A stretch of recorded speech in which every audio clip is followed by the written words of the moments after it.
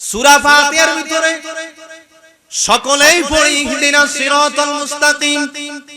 প্রত্যেকদিন আল্লাহর কাছে পানা চাই, রব্বুল আলামিন আমাদেরকে সঠিক পথে চালাও।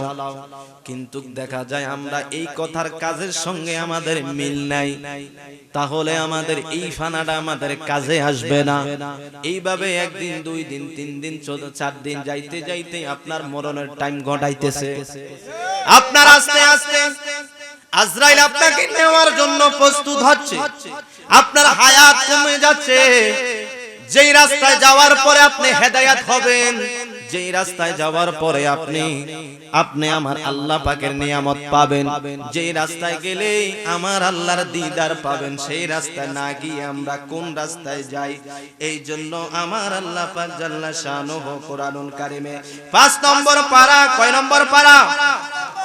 5 নম্বর পারা আমার আল্লাহ ওয়াজ করতেছেন, মানা আমাল্লাযীনা মা'আল্লাযীনা আন'আমাল্লাহু আলাইহিম মিনান নাবিয়্যিনা ওয়াস-সিদ্দীকিনা ওয়াশ-শুহাদা'i ওয়াস-সালিহিন।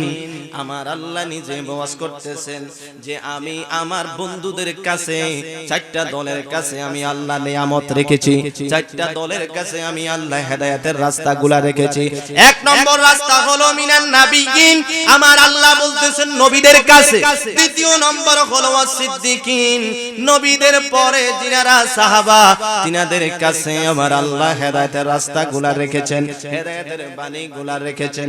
এরপরে আমার আল্লাহ কয় ওয়াস-শুহাদা'i ওয়াস-সালিহিন, শুহাদা যারা ইসলামের জন্য নিজেদের সবকিছু কুরবান করে দিয়েছে, তাদের কাছে আমার আল্লাহ ইসলামের রহমত, ইসলামের নিয়ম কানুন, ইসলামের সঠিক বার্তাগুলা তিনাদের কাছে রেখেছে।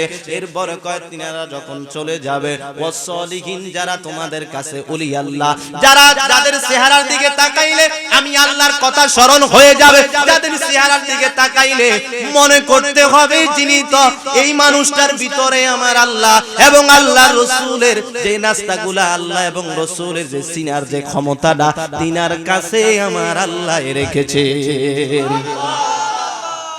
এখন কারা আমাদেরকে রাস্তাগুলা দেখাবে? নবীদের কাছে মানুষ গিয়েছেন, ওলিদের কাছে মানুষ যাবেন, সাহাবীদের কাছেও মানুষ গিয়েছেন, সাহাবীরাও মানুষের মাঝে ইসলামের দাওয়াতগুলা পৌঁছাই দিয়েছেন, সাহাবীরা মানুষের মাঝে সঠিক বার্তাগুলা দিয়েছেন। আর সঠিক বার্তাগুলা আমরা খুঁজে খুঁজে আমরা আহলুস সুন্নাত ওয়াল জামাতরাই পালন করি।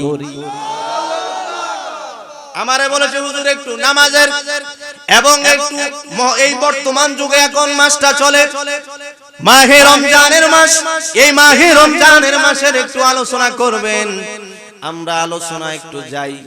আমার আল্লাহ বলতেছেন খুতবা আলোচনা খুতবার ভিতরে পড়েছি, ইয়া আইয়ুহাল্লাযীনা আমানু কুতিবা আলাইকুমুস সিয়ামু কামা কুতিবা আলাল্লাযীনা মিন ক্বাবলিকুম লাআল্লাকুম তাত্তাকুন। সুবহানাল্লাহ।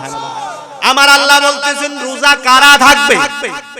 ইয়া আইয়ুহাল্লাযীনা আমানু, হে ঈমানদারগণ, কুতিবা আলাইকুমুস সিয়াম, তোমাদের মাঝে যে মাসটা এসেছে, এই মাসটার যে রমজানের এই রোজাগুলা তোমাদের কাছে আসছে, রোজাগুলা তোমরা পরিপূর্ণভাবে আদায় করো। কিন্তু শুধু তোমাদের মাঝে এই রমজানের তোমাদের মাঝে শুধু চাপিয়ে দেওয়া হয় নাই, তোমাদের পূর্বপুরুষ যারা ছিল তাদের উপরও আমার আল্লাহ বলতেছেন কামা কুতিবা আলাল্লাযীনা মিন ক্বাবলিকুম লাআল্লাকুম তাত্তাকুন। সুবহানাল্লাহ। আমার নবী বলতেছেন আমার পূর্বে যত নবী রাসূল এসেছে তাদের কাছেও আমার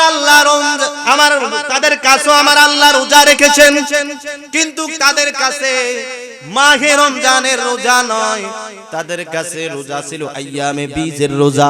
প্রত্যেকটা চন্দ্র মাসের 13, 14, 15 এই 3টা রোজা তাদের উপরে ফরজ ছিল। তাদের রোজার যে নিয়ম ছিল, কেউ মানে তাদের রোজার সিস্টেম হলো সেহরি খাবে, সেহরি খাওয়ার পরে তাদের আর কোনো ইফতারের সুযোগ নাই। আবার কোন রওয়ায়াত পাওয়া যায় তারা মাত্র মাগরিব থেকে ঈশার নামাজের আযান পর্যন্ত তারা ইফতার ভক্ষণ করবে, ইফতার খাবে, এরপরে আজান যখন হয়ে যাবে আর তাদের খাবারের ব্যবস্থা নাই।